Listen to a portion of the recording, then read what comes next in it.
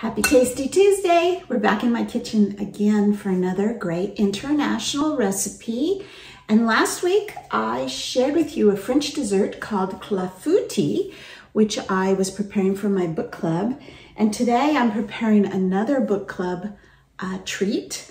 Book club's coming today. And I'm making a French tart made with sweet onions. Sweet onion tart. I never had this tart in France. It's actually a recipe that my mom used to make when I was a kid. She got it out of a magazine, and I now have this little piece of paper that I've been holding on to forever for when I make French sweet onion tart.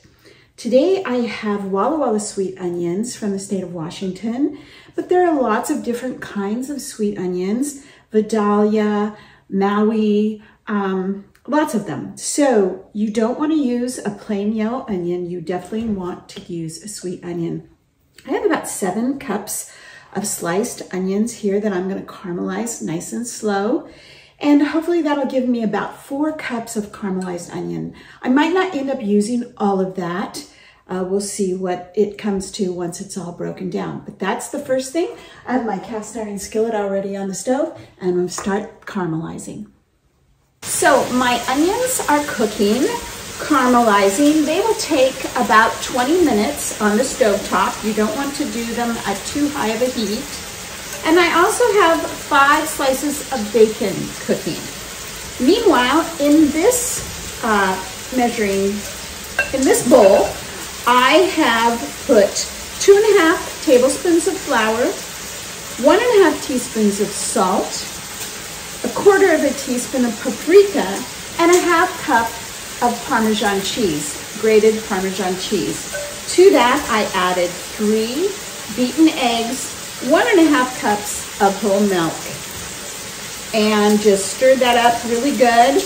And as soon as my bacon is done, that's going to go in here too. Our delicious sweet onions are almost done caramelizing. The whole kitchen smells great. Sometimes you need to drain these, but I don't have a whole lot of liquid in here, so I don't think I'm going to need to drain them. Now I have placed the caramelized onion into my pie shell. This is my tart pan where the sides are removable. And so see that almost 8 cups, more like 7 cups of onions work down to just the right amount, and they smell really good. I'm gonna let them cool though before I pour the egg mixture over them. So I have 4 pieces of bacon that I have chopped. I'm putting it directly in my egg and flour and cheese mixture. You can save your bacon and sprinkle it on the top at the end of cooking, but I like to just put it right into the batter. That way it's a little more evenly distributed throughout the tart. Okay, so I have my oven at 400 degrees. I'm going to pour this very carefully. You don't want it to overflow onto our tart with the onions.